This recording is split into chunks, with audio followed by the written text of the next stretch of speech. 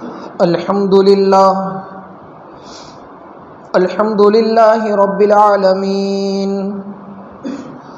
والصلاة والسلام على سيد الأنبياء والمرسلين وعلى آله وأصحابه أجمعين أما بعد فأعوذ بالله من الشيطان الرجيم بسم الله الرحمن الرحيم أأمنتم من في السماء أن يخسف بكم الأرض فإذا هي تمور أم أمنتم من في السماء أن يرسل عليكم حاصبا فستعلمون كيف نذير صدق اللہ العظیم۔ محترم بھائیوں، دوستوں اور بزرگوں، اللہ رب العزت نے اپنے کلام پاک میں ایک جگہ پر سورہ بنی اسرائیل میں، ایک جگہ پر سورہ ملک میں اور دوسری کچھ جگہوں پر یہ ذکر کیا ہے کہ تم دنیا میں آنے کے بعد جو چاہے اپنے مرضی سے کام کر کے میرے عذاب سے بچ نہیں سکتے۔ جیسے میں نے ابھی آپ کے سامنے ایک آیت تلاوت فرمائی، دو آیتیں سورہ ملک کی، تبارک الذی کی، جس میں اللہ تعالیٰ شانہ ارشاد فرماتے ہیں کہ کیا تم بے خوف ہو، تمہیں ڈر نہیں لگتا اس بات سے کہ تم کو زمین میں ڈھسا دیا جاوے، یا اس بات سے تم کو ڈر نہیں لگتا کہ آسمان سے تمہارے اوپر پتھروں کی بارش برسائی جاوے؟ پھر تمہیں پتا چلے گا کہ جو تم کو منع کیا جاتا تھا، روکا جاتا تھا، پھر بھی تم کرتے تھے، اس کا انجام کیا ہوا۔ یہ میں نے قرآن کی آیت کا مطلب بیان کیا، جس میں اللہ رب العزت ہمیں اعلان یہ مخاطب کر کے کہتے ہیں کہ تم دنیا میں اپنی مرضی سے کچھ بھی کر کے بچ نہیں سکتے۔ اگر کچھ غلط کرنے جاؤ گے، کوئی غلط راستہ اختیار کرو گے، کوئی دوسرا راستہ اختیار کرو گے، تو ہو سکتا ہے میری طرف سے تم پر عذاب آ جائے۔ جو میں نے حوالے دیے اس میں اور جو آیت پڑھی اس میں اللہ تعالیٰ نے زمینی زلزلوں کا ذکر کیا ہے، دھرتی کمب کا ذکر کیا ہے۔ چونکہ موجودہ دنوں میں بکثرت ہم سنتے ہیں کہ دن بدن کوئی نہ کوئی جگہ کے اوپر زلزلہ ہوتا ہے۔ یہ نہیں کہ کوئی خاص علاقے کے ساتھ، ہاں ابھی گزشتہ ہفتے جو ترکی میں زلزلہ ہوا کچھ دنوں پہلے، بہت المناک اور دردناک زلزلہ ہوا۔ اس زلزلے کی رفتار کچھ زیادہ ہی تھی، جس کی وجہ سے پورے کے پورے شہر اور پورے کے پوری بستیاں، پورے کے پورے محلے زمین دوز ہو گئے، اور بہت سارے لوگ لقمہ اجل بن گئے، بہت سارے لوگ موت تک پہنچ چکے۔ ہم اللہ تعالیٰ سے دعا کرتے ہیں اللہ تعالیٰ ان زلزلوں میں مرنے والوں کی مغفرت فرمائے، ان کی آخرت کی منزلوں کو آسان فرمائے، اور جو دنیا میں لوگ بچے ہیں ہم سب کو اللہ تعالیٰ ایسی آفات اور بلاؤں سے اور ایسی مصیبتوں سے اور ایسے زلزلوں سے اور ایسے عذاب سے ہم سب کی اللہ حفاظت فرمائے۔ تو زلزلوں کا آنا کس وجہ سے ہوتا ہے؟ کچھ حدیثیں اللہ کے نبی صلی اللہ علیہ وسلم نے ذکر کی ہے، جس کو پڑھنے سے پتہ چلتا ہے کہ قیامت سے پہلے پہلے زلزلے بہت ہوں گے۔ قیامت سے پہلے پہلے زلزلے بہت ہوں گے، میں بخاری شریف کی ایک روایت آپ کے سامنے سناتا ہوں جس میں اللہ کے رسول صلی اللہ علیہ وسلم نے ارشاد فرمایا قیامت اس وقت تک قائم نہیں ہوگی. حضرت ابو ہریرہ رضی اللہ تعالیٰ عنہ سے روایت کو راوی ہے، کہتے ہیں کہ اللہ کے رسول نے فرمایا قیامت اس وقت تک قائم نہیں ہوگی یہاں تک کہ علم اٹھا نہ لیا جائے. دنیا میں سے علم اٹھا لیا جائے گا. آج دیکھو بڑے بڑے ایڑی چوٹی کے علماء کرام، بڑے بڑے مفتیان کرام، بڑے بڑے محدثین دنیا کو چھوڑ کر جا رہے ہیں. جاتے تو پہلے بھی تھے، آج بھی جاتے ہیں، لیکن آج یہ حال ہے کہ جو محدث، جو بڑا مفتی یا جو بڑا عالم اپنی جگہ چھوڑ کر چلا گیا، اب اس جگہ کو بھرنے والا اور پور کرنے والا کوئی نہیں ہے. وہ خالی جگہ چھوڑ کے چلے جاتے ہیں. تو علم اٹھا لیا جاتا ہے، یعنی اللہ تعالیٰ عالموں کو اٹھا رہے ہیں. علم کی برکت ختم ہوتی جا رہی ہے. صلاحیت والے، دین کو سمجھنے والے، علم میں گہرائی سے فقاہت والے، سمجھ رکھنے والے عالم پیدا نہیں ہو رہے ہیں. یہ قیامت کی نشانی ہے. دوسرا، اللہ کے نبی صلی اللہ علیہ وسلم نے فرمایا وَتَقْصُرَ الزَّلَازِلُ، زلزلے بہت کثرت سے ہوں گے. میں ترکی کی بات کیا کروں، ہمارے اپنے گجرات میں اس جمعہ سے لے کر پچھلی جمعہ تک شاید کوئی دن خالی نہیں گیا کہ گجرات کے کوئی شہر میں زلزلہ نہ ہوا ہو. البتہ اس کی رفتار کچھ کم ہے، نقصان اتنے زیادہ نہیں ہوتے ہیں، البتہ زلزلے ہوتے ہیں.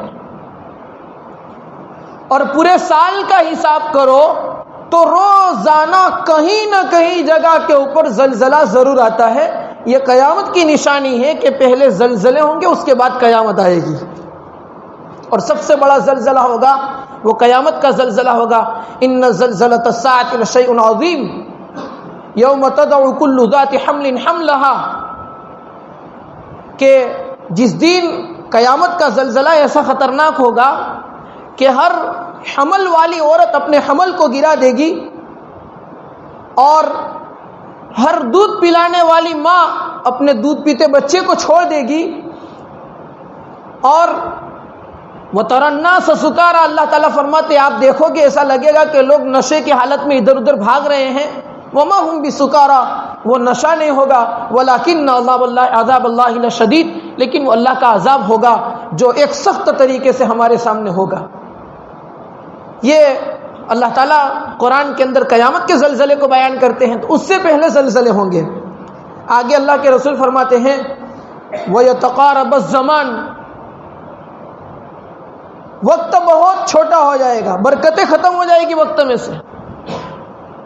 ہفتہ دن کے برابر ہو گیا، گھنٹے منٹوں کے برابر ہو گئے، مہینے ہفتوں کے برابر ہو گئے، اور سال مہینوں کے برابر ہو گئے.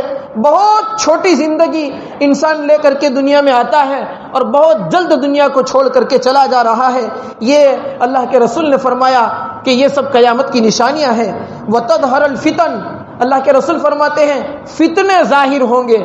آج دیکھو صبح اٹھتے ہیں تو کوئی نیا فتنہ سننے کو ملتا ہے، شام ہوتی ہے تو کوئی نیا فتنہ سننے کو ملتا ہے.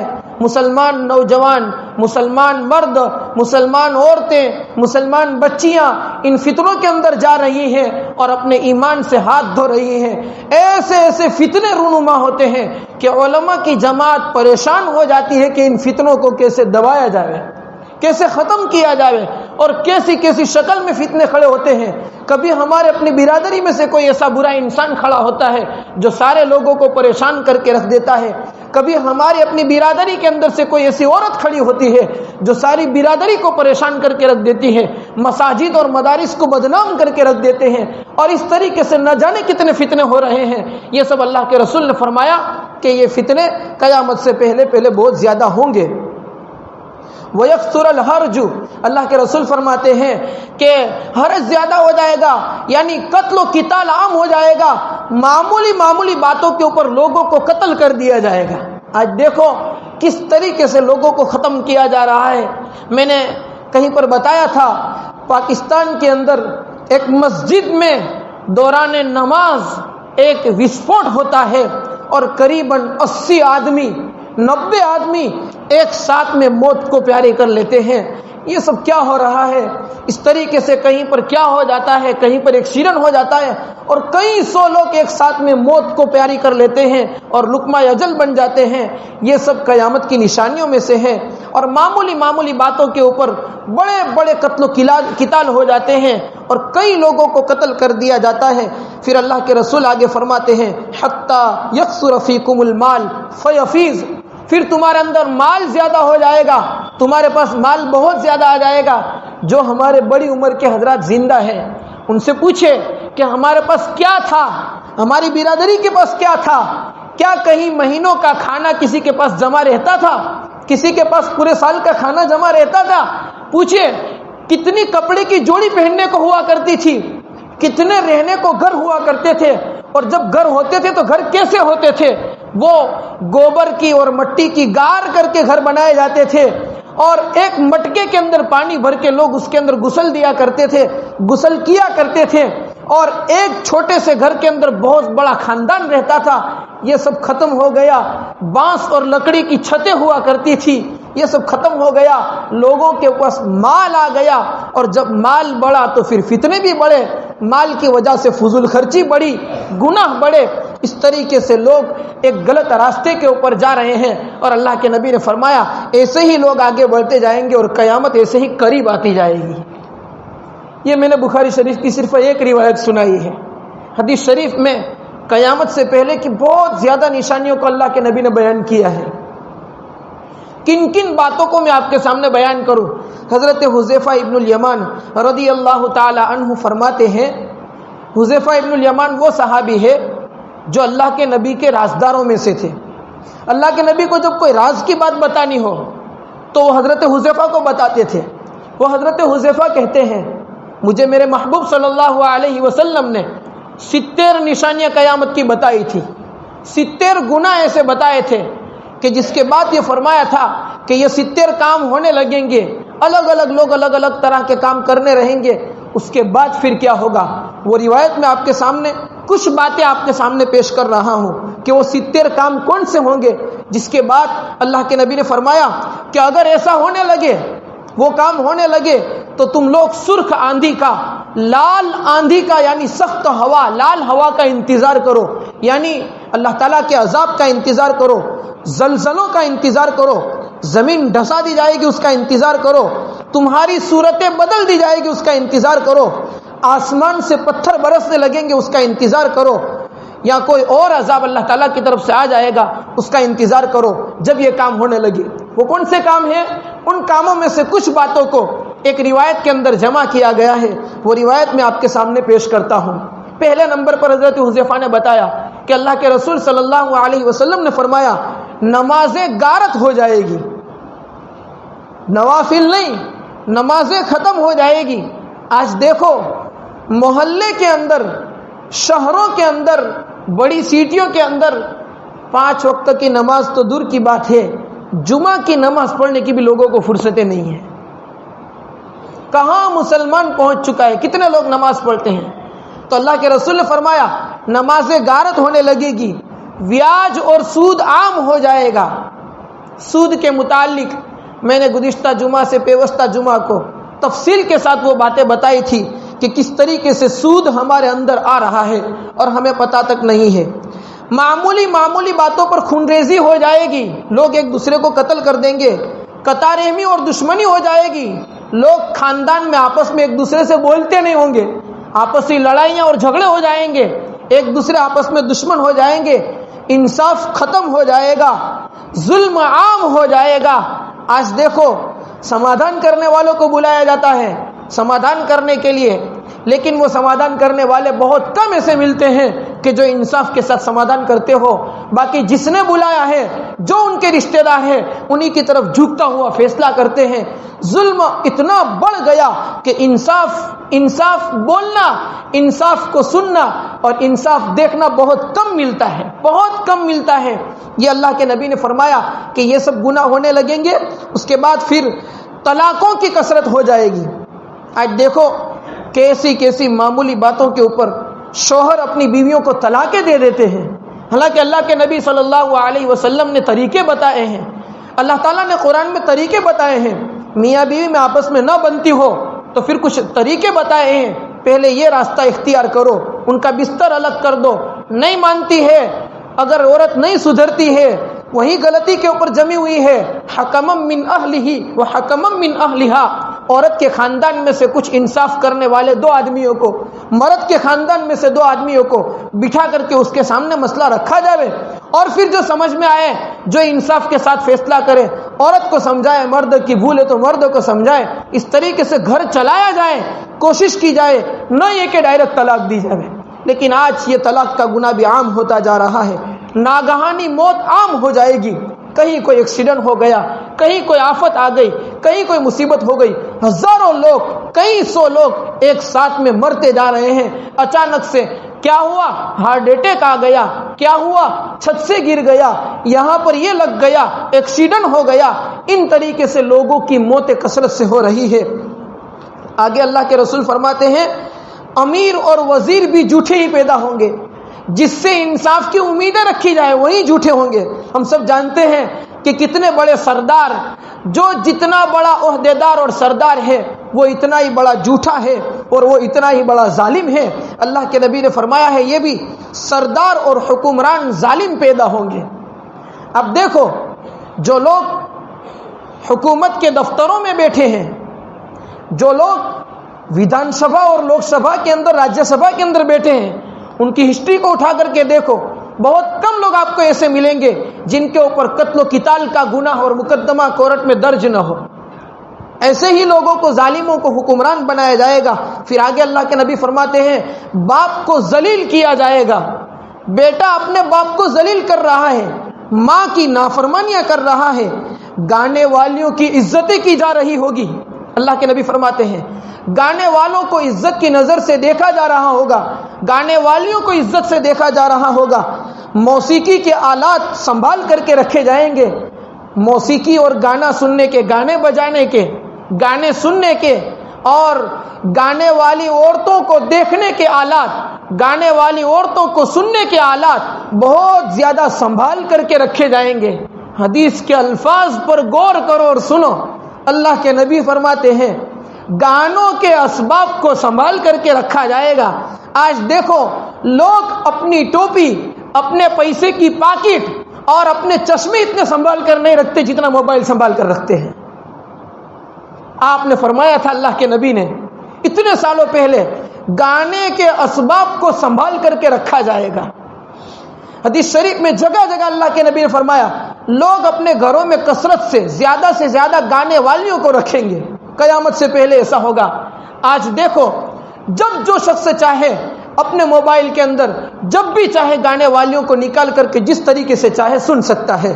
یہ اللہ کے نبی نے سب پہلے کہہ دیا ہے۔ آپ بعد میں آنے والے لوگ جو ابھی پیدا ہوتے ہیں وہ اپنے اکابرین کو، اپنے بڑوں کو برا کہیں گے۔ آج دیکھو، کبھی کوئی عالم کی شکل میں پیدا ہوتا ہے، وہ اپنے سے بڑے علماء کو، اپنے سے بڑے اکابرین کو برا کہتا ہے۔ شیعوں کی ایک بڑی جماعت ہے جو حضرات صحابہ کو گالی گلوچ کر رہی ہے اور برا کہتی ہے۔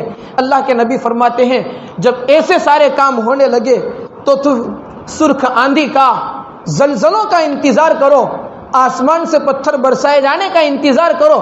اللہ کے نبی فرماتے ہیں تم کو زمین میں ڈھسا دیا جائے اس کا انتظار کرو۔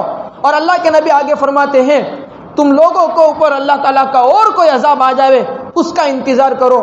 یہ سارے اللہ کے نبی صلی اللہ علیہ وسلم نے گناہ گنا کر کے ہمیں یہ تعلیم دی کہ مسلمانوں، اگر تم لوگ زلزلے سے بچنا چاہتے ہو، اگر تم لوگ فتنے میں پڑنے سے بچنا چاہتے ہو، اللہ کے عذاب سے بچنا چاہتے ہو، تو تمہیں چاہیے کہ ان گناہوں سے اپنے آپ کو اور اپنی نسلوں کو روکو، بچاؤ اس سے۔ اگر ان گناہوں کے اندر پڑ گئے، جو سارے گناہ میں نے آپ کے سامنے لسٹ کے اندر گنائے، اس کے اندر خاص طور پر ایک دوسری روایت میں اللہ کے نبی نے فرمایا ہے تکبر، اور تکبر کے اندر ٹخنوں سے نیچے پائجامہ لٹکانے والا۔ بخاری شریف میں ایک روایت ہے اللہ کے نبی نے فرمایا ایک آدمی کو زمین میں صرف اس لیے ڈھسا دیا گیا کہ اس کا پائجامہ ٹخنوں سے نیچے لٹک رہا تھا. اللہ کے نبی نے فرمایا وہ زمین میں ڈھسا دیا گیا اور قیامت تک وہ زمین میں ڈھستا رہے گا، اس لیے کہ اس کا پائجامہ ٹخنوں سے نیچے لٹک رہا تھا. بھائیو، ہمارے اپنے نوجوان بچوں کے کپڑوں کو دیکھو، کون سا نوجوان ایسا ہے جس کا پائجامہ ٹخنوں سے اوپر ہوتا ہے؟ اس سے زمین میں ڈھسا دیے جائیں گے، اللہ کے نبی فرماتے ہیں. دوسرا، اللہ کے نبی نے شراب کے بارے میں فرمایا، شراب جس کا نام بدل دیا جائے گا، دارو کو دارو نہیں کہا جائے گا، شراب کو شراب نہیں کہا جائے گا، نام بدل کر کے لوگ اس کو پیئیں گے اور اپنے آپ کو نشہ والا بنائیں گے، جس کی وجہ سے اللہ تعالیٰ زلزلے زیادہ بھیجتے ہیں. تیسرا، سود، بیاج. بار بار میں اس روایت کو دہراتا ہوں اس لیے کہ جب بھی کوئی کتاب اٹھاتے ہیں یا حدیث کی کتاب لیتے ہیں اور جب صفحے پھراتے ہیں کہ بھائی دنیا میں زلزلے آنے کا، اللہ کا عذاب آنے کا، ظالم حکمران مسلط ہوئے ہیں، ان کے مسلط ہونے کی وجہ کیا ہے، جب ان کتابوں کو اٹھایا جاتا ہے تو صرف روایتیں وہی ملتی ہے جس میں بیاج کا ذکر ہو. اللہ کے نبی نے جگہ جگہ پر ہر روایت میں ذکر کیا ہے. سود اور بیاج والے، شراب والے، ٹخنوں سے نیچے پائجامہ والے اور زیناکاری اور بدکاری والے، گانے سننے والے، گانے بجانے والے اور گانے والیوں کو عزت دینے والے، ان لوگوں کے اوپر زلزلے بڑی کثرت سے آتے ہیں. یہ اللہ کے نبی نے فرمایا. اسی طریقے سے ایک سبب جو بہت زیادہ ہمارے اندر پھیلا ہوا ہے، قطع رحمی، آپس میں دشمنی. لوگ آپسی نفرتوں کو معمولی سمجھتے ہیں، سالوں نکل جاتے سمادھان نہیں کرتے ہیں، ایک دوسرے سے بولتے نہیں ہیں. ارے اس سے زلزلے آتے ہیں، اس سے اللہ کا عذاب آتا ہے. ہاں، لیکن بات یاد رکھے، جب زلزلہ آتا ہے تو ایسا نہیں ہوتا کہ صرف گنہگاروں پر ہی آتا ہے. اللہ کے نبی صلی اللہ علیہ وسلم نے فرمایا ہے، زلزلہ آتا ہے یا کوئی اور اللہ کا عذاب آتا ہے تو اس میں نیک لوگوں کو بھی لے لیتا ہے اور برے لوگوں کو بھی لے لیتا ہے. ان کی ایک وجہ یہ ہوتی ہے کہ نیک لوگ جب دیکھتے ہیں کہ یہ بندہ برا کام کر رہا ہے، گناہ کا کام کر رہا ہے، پھر بھی نیک لوگ اس کو روکتے نہیں ہیں، ان کے ساتھ ایسے ہی رہتے ہیں جیسے پہلے گناہ کرنے کے پہلے رہتے تھے. وہ آدمی گناہ نہیں کرتا تھا اور ہمارے ساتھ جیسے رہتا تھا ایسے ہی اب بھی ہم ان کے ساتھ رہ رہے ہیں. ہمیں پتا ہے کہ فلاں آدمی لون لے کر کے، بیاج کے اوپر پیسے لے کر کے اپنا گھر بنا رہا ہے، گاڑیاں خریدتا ہے، گاڑی چلاتا ہے. ہم دیکھتے ہیں کہ حرام کے اوپر، لون کے اوپر پیسے لے کر کے کاروبار کرتا ہے، دھندا کرتا ہے، پھر بھی ہم ان کے ساتھ ایسے ہی مل کر رہے جیسے پہلے رہتے تھے. تو اللہ کا عذاب صرف ان پر نہیں آئے گا، اللہ کا عذاب ہم پر بھی آئے گا، کیونکہ اس گناہ کرنے والے کو ہم نے روکا نہیں اور ہم نے ان کو احساس تک نہیں دلایا کہ تیرے گناہ کی وجہ سے ہم تجھ سے بھاگتے ہیں. اس وجہ سے اللہ کا عذاب ہم پر بھی آتا ہے. بڑی روایتیں موجود ہے. اللہ کے نبی نے فرمایا ہے، نہیں انل منکر، گناہوں سے لوگوں کو روکو، اگر نہیں روکو گے تو اللہ کا عذاب ان پر بھی آئے گا، ہم پر بھی آئے گا. البتہ نیک لوگوں کے اوپر جب اللہ تعالیٰ کا عذاب آتا ہے تو قیامت کے دن اللہ تعالیٰ اس کے لیے آسانیاں کر دیتے ہیں، اور برے لوگوں کے اوپر جب دنیا کے اندر گناہ کرنے والوں پر عذاب آتا ہے تو اللہ اس عذاب کی وجہ سے اس کے دنیاوی گناہوں کے اوپر کچھ معافی تلفی کر دیتے ہیں، کچھ گناہ کم کر دیتے ہیں، نیک لوگوں کے درجوں کو اللہ تعالیٰ بلند کر دیتے ہیں. اس لیے زبان سے یہ کہنا کہ فلاں جگہ کے اوپر زلزلہ آیا ہے، وہاں والوں پر اللہ کا عذاب آیا ہے، وہاں کے لوگ اتنے خراب آدمی تھے، یہ ہم نہیں کہہ سکتے. اس لیے کہ زلزلہ کا آنا یہ کئی وجوہات سے ہوتا ہے. اگر کوئی بندہ اپنی زبان سے یہ کہے فلاں ٹیکنالوجی کی وجہ سے زلزلہ آیا، ہمارا ایمان کہاں چلا گیا؟ ایک پتا بھی اللہ کے حکم کے بغیر ہل نہیں سکتا. آج کل موبائل کے اندر یہ بھی چلا ہے، دہریے اور ناستک قسم کے لوگ ہیں، وہ اس طریقے سے لکھ کر کے بھیج رہے ہیں کہ فلاں ٹیکنالوجی کی وجہ سے زلزلہ آیا اور زمین کو ہلایا گیا اور یہ وجہ ہوئی، سائنسی یہ وجہ ہوئی. ہمارا ایمان ہے ایک پتا، ایک تین کا درخت تک اللہ کے حکم کے بغیر ہل نہیں سکتا، یہ اللہ نے ہلایا ہے. رہی بات یہ کہ جہاں زلزلہ آتا ہے اللہ تعالیٰ وہاں والوں کے اگر کوئی گناہ ہے تو اللہ تعالیٰ اس گناہ کو معاف کر دیتے ہیں. دنیا میں زیادہ تر عذاب مسلمانوں کے کرتوت کی وجہ سے آتا ہے، چونکہ اللہ تبارک و تعالیٰ اس کو معاف کرنا چاہتا ہے دنیا کی سزا وہاں کی سزا کے مقابلے میں کچھ نہیں ہے. اس لیے اللہ تھوڑی یہاں عبرت کے خاطر، جو چلے گئے وہ تو چلے گئے، اب جو بچے ہیں ان کی عبرت کے خاطر، یہ 8-10 ہزار لوگ نہیں مرے ہیں، یہ قریب 30-40 ہزار لوگ مرے ہیں. 6,000 سے زیادہ ایک شہر میں بلڈنگیں 5-6-7 منزلہ کی تھی، ایک ساتھ میں زمین دوست ہو گئی اور سب لوگ رات کو سو رہے ہو، اور کیا 6-7 ہزار ہی لوگ اس میں رہتے تھے؟ بہت زیادہ لوگ مرے ہیں. اللہ تعالیٰ سے ہم دعا کرتے ہیں اللہ ہمیں ایسے عذاب سے بچائے اور ایسے عذاب سے بچنے کے راستے ہم اختیار کریں. حضرت عمر بن عبدالعزیز رحمۃ اللہ علیہ کے زمانے میں زلزلہ آیا، خط لکھ کر کے اپنے حکمرانوں کے پاس بھیجا، لوگوں سے کہو کہ خوب صدقے کریں، زکاتیں باقی ہے تو زکاتیں نکالیں، نفلی صدقے کریں، اور زنا اور بدکاری سے، بے حیائی والے کاموں سے، ایسے کام جس سے بے حیائی پھیلتی ہے ان سے لوگوں کو روکا جاوے. یہ حضرات صحابہ نے خط لکھ کر کے بھیجے تھے، انصاف کو قائم کیا جاوے. اللہ تعالیٰ سے ہم دعا کرتے ہیں اللہ تبارک و تعالیٰ ہم تمام کو اور دنیا میں بسنے والے ہر انسان کو اپنے عذاب سے اور اپنی پکڑ سے بچائے. وصلی اللہ علی النبی الکریم.